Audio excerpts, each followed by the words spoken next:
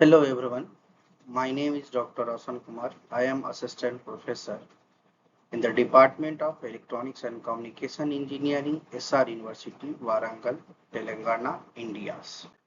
So today I talk about the direct bandgap semiconductor, indirect bandgap semiconductors, comparison between direct bandgap and indirect bandgap semiconductor materials, PN junction, carrier diffusion and drift in PN junction, depletion region and built-in potential in PN junction, equilibrium condition, carrier movement in equilibrium conditions, and application of PN junction. So let us come to the direct band gap semiconductor. To understand this topic is clearly, we first need to recall the idea of energy bands. In a semiconductor, electron exist into two main energy bands, that is valence band which contain bonds electron. Next is conduction band where electrons are free to move and conduct electricity. The energy difference between the two bands is called band gap. The band gap is the unit of electron volt. So next, what is direct band gap semiconductor materials? A direct band gap semiconductor material is which the minimum of conduction band and maximum of the valence band occur at the same momentums values. In the simple words, an electron can directly move from the conduction band to the valence band without changing its moment. What is when this happens, the energy release recombination is emitted in the form of light. Because of these properties, direct band gap semiconductors are very efficient at emitting the light. So direct band gap semiconductor basically emits the light. Suppose if you make one device by using direct band gap semiconductor, so they are widely used in making of LED lights, light emitting diodes. Energy band diagram explanation. If you look at energy band diagram, in the diagram, in direct band gap material, the conduction band minimum and valence band maximum align vertically. So when an electron falls from the conduction band to the valence band, it's directly recombined with the holes. The energy difference is released as a photons. No addition particles are required for this transition. This makes that the recombination process fast and efficient. Example of direct bandgap semiconductors. Some common examples included gallium arsenide, gallium nitride, indium phosphide. So these materials are widely used in optoelectronics device for making it by using direct bandgap semiconductor materials. Application: because of direct bandgap semiconductor, light emit light efficiently. They are used in light emitting diodes, laser diode, optical communication device, photodetector. For example of LED, work on the principle of electron hole recombination in direct band gap materials. Importance in modern technology, direct band gap semiconductors are extremely important for solid state lighting, display technology, fiber optic communication, and high speed optoelectronics. Next is indirect band gap semiconductors. And indirect band gap semiconductor is a material in which the minimum of the conduction band and maximum of the valence band occur at different moments value. Different, but in that previous case direct band gap at same moment value, but here in direct band gap semiconductor material that is different moment value. This means that electron can't directly drop from the conduction band to the valence band and emits energy as a light. Instead, it required to assist a lattice vibration is called phonon to conserve the moments. Because of the extra requirement of light, emission is efficient in indirect band gap materials. If you look at the energy band diagram of indirect band gap semiconductor, the conduction band minimum is not vertically aligned with the valence band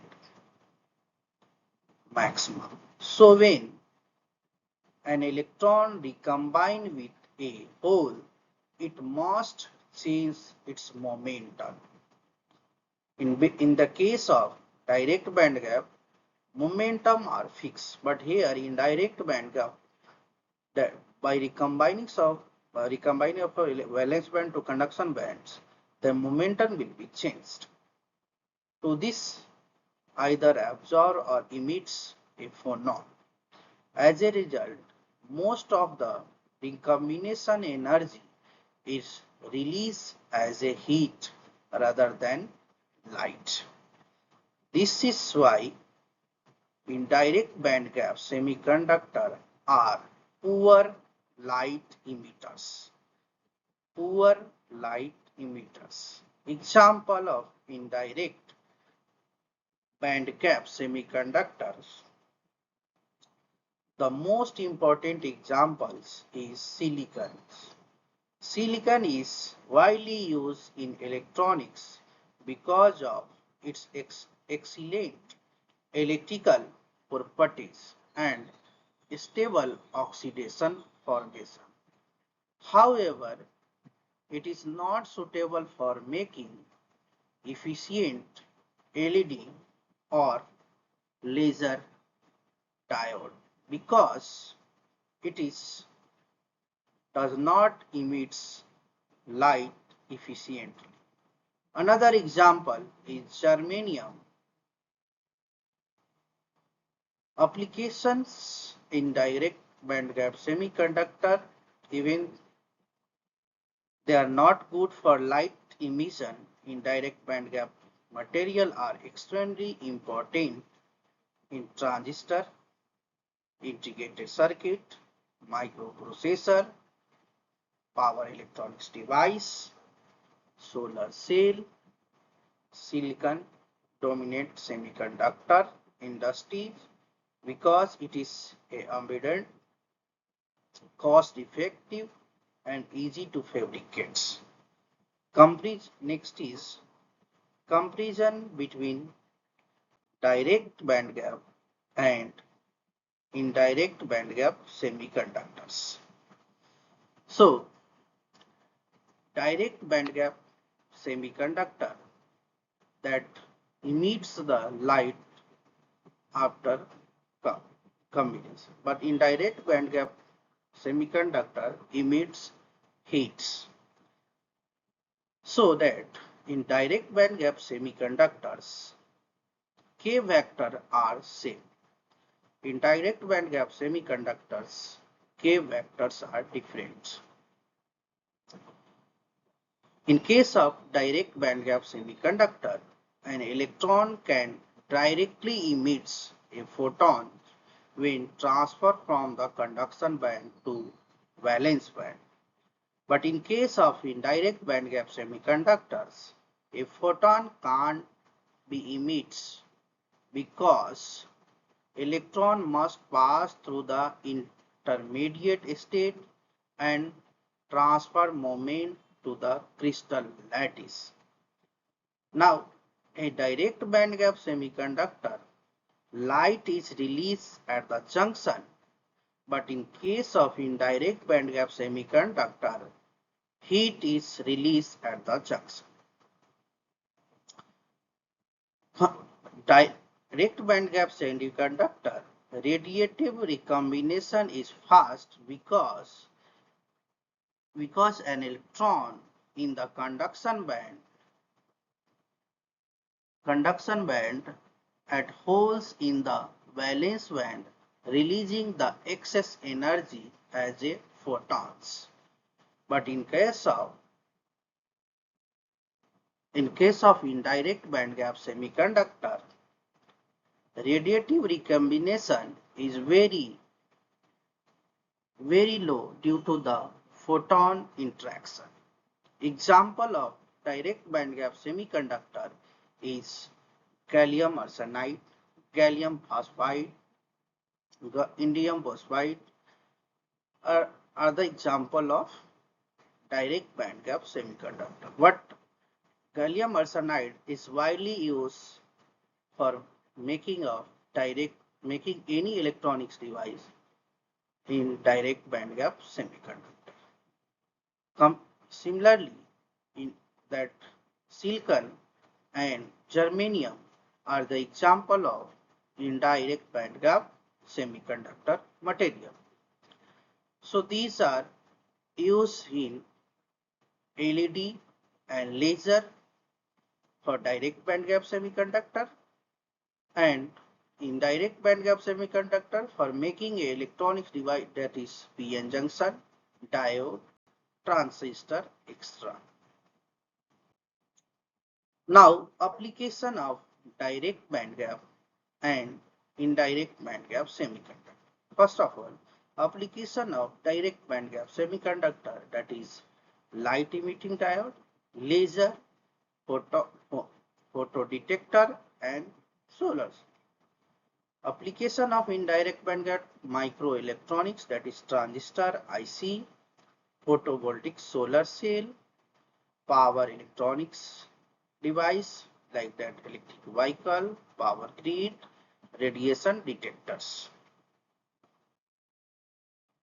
Next is PN junction. First, what is PN junction? A PN junction is formed when a p-type semiconductor and n-type semiconductor. So PN junction is a basic of electronics engineers.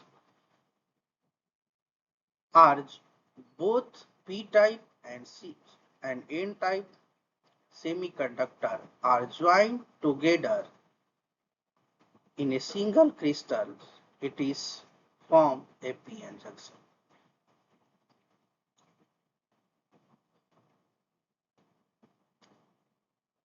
So first of all you understand about p-type and n-type materials before understanding the PN junction. Let us quickly revise p-type semiconductor has a hole as a majority charge carriers, and n-type semiconductor has a electrons is majority charge carrier. When these two materials are bound together, something very interesting happen at the junction. What happen when they are joined? When p-type and n-type materials are connected, electron from the n side move towards the p side. Holes from the p side move towards the n side. The movements happen because of concentration differences. Naturally, always try to balance the concentration charge concentration when electron and hole meet and recombine. Formation of after recombines, that formation of depletion region as electrons and hole recombine near the junction, the level behind fixed charge ion, the leave behind fixed charge ion on inside positive ion remain on the p side, negative ions remain this region near the junction because free of mobile charge carriers. This region is called the depletion region. It is called depletion region because it is depleted of free electron and holes. Next is barrier potential. Because of the fixed ion and electric field is created across the depletion region, this electric field creates a potential difference called the barrier potential. For a silicon, the barrier potential approx 0.7 volt. For germanium, it is about 0.3 volts. The barrier prevents further movement of majority carriers. At this stage, PN junction is equilibrium. Next is biasing in PN junction. Now let us see what happens when we apply the external voltage. External voltage. There are two types of biasing. Forward bias. Forward bias means positive terminal connected to the P side and negative terminal is connected to N side. This reduces the barrier potential and carrier start flowing easily. So similarly, another type of biasing, that is reverse bias. Positive terminal connected to N side, negative terminal connected to P side. This increase the barrier potential, very small current flow. That small current is due to the minority current. So importance of PN junction. The PN junction is extremely important because it's form the basic structure of the diodes. It allows current flow in only one direction.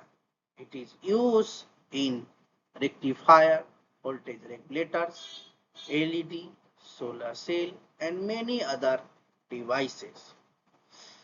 So, without PN junction, modern electronics would not exist. So,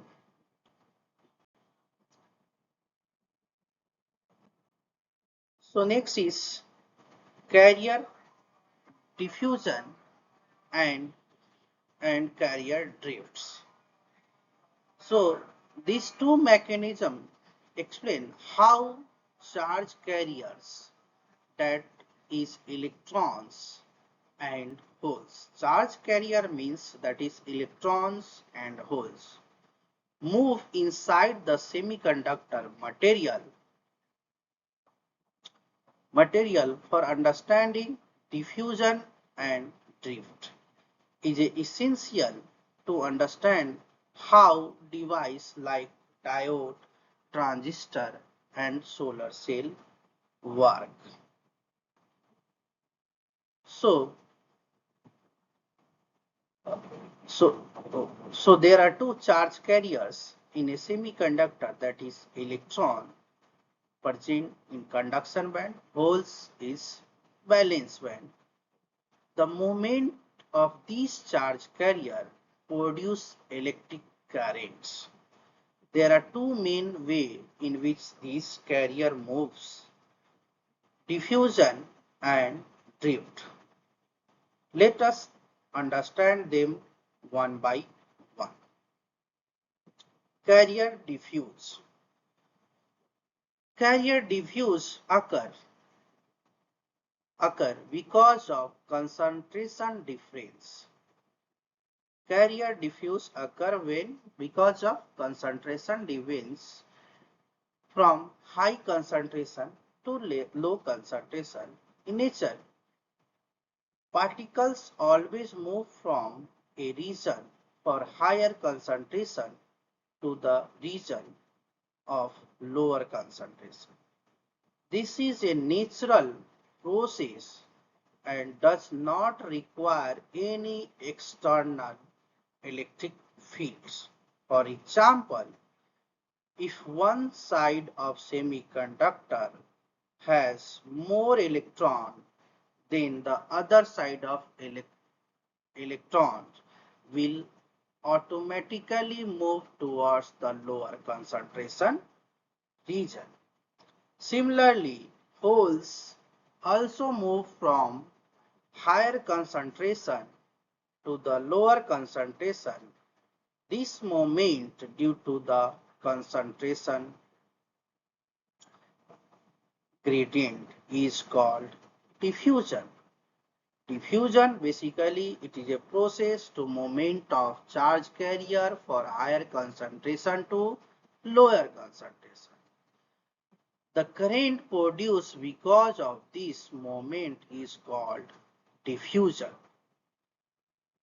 The diffusion is very important in a PN junction where electron diffuse for N region to P region, hole diffuse to the P region to N region. This diffusion leads to the formation of the depletion region. Now let us carrier drift. Now let us understand the carrier drift. Drift is occur due to the external electric field.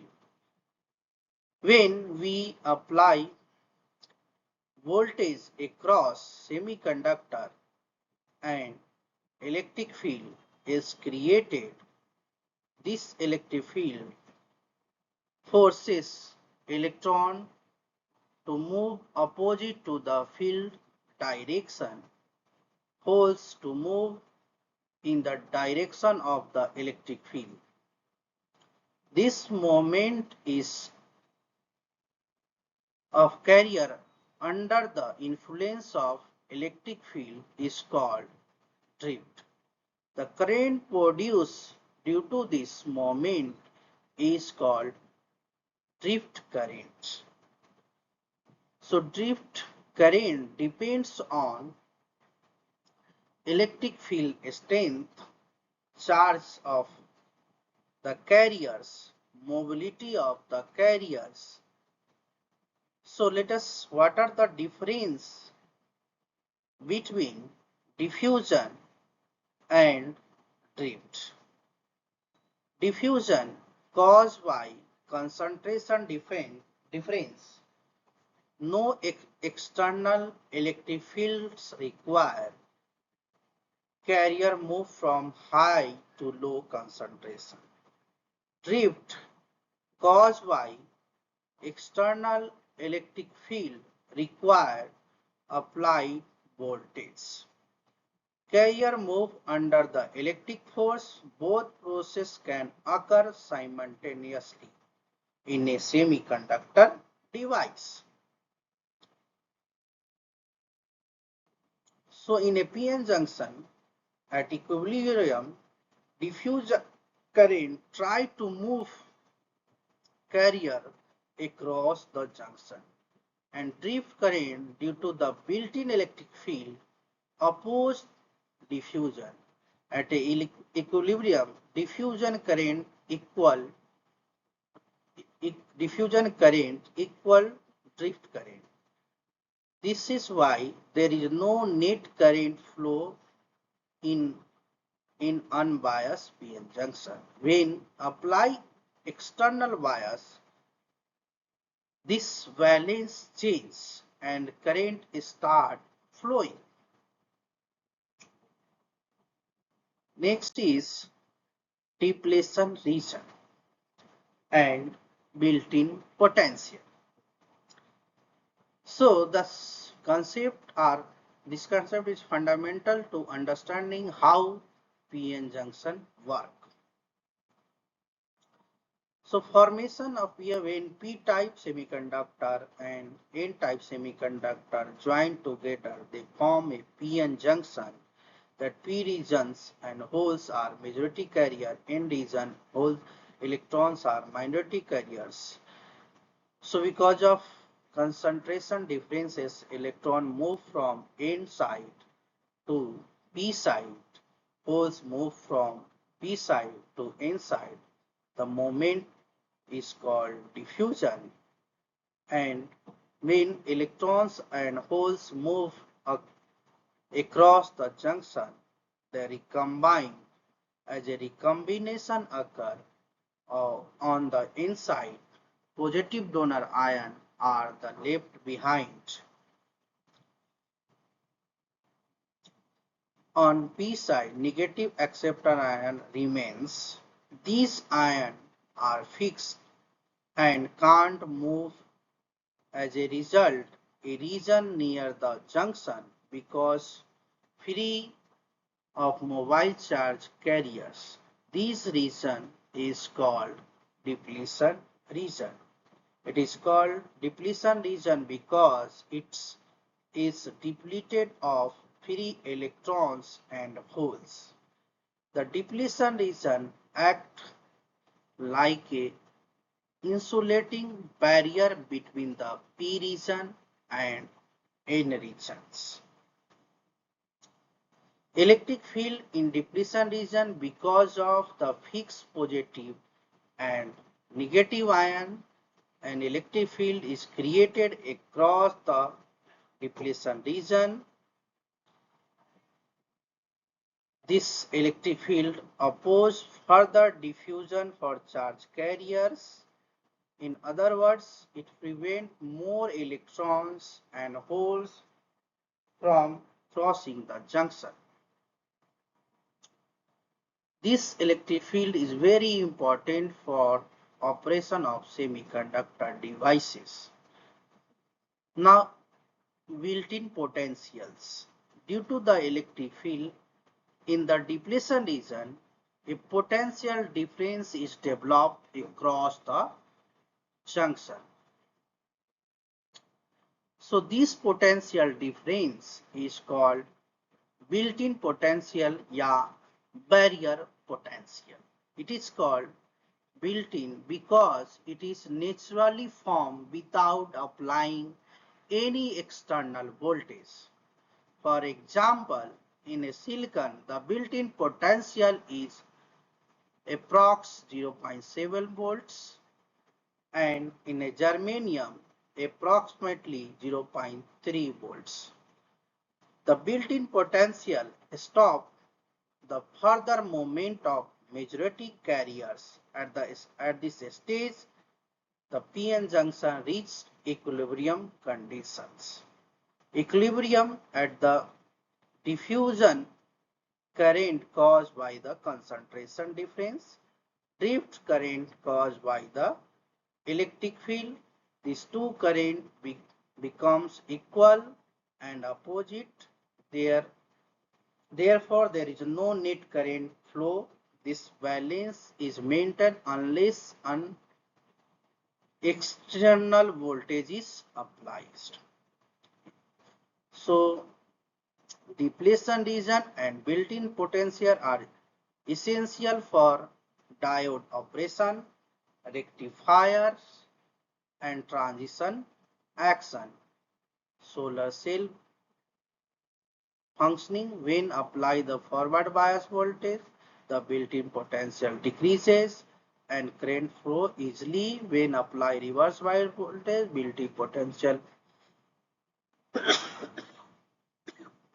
increases and current is blocked. So, summary of the lectures. So, we have completed direct bandgap semiconductor material, indirect bandgap semiconductor material, what is PN junction, how PN junction form, what is the depletion region, how the movement of charge carrier happen in the depletion region, how the current is flow in depletion region, what is drift, what is diffusion. So thank you for watching my video.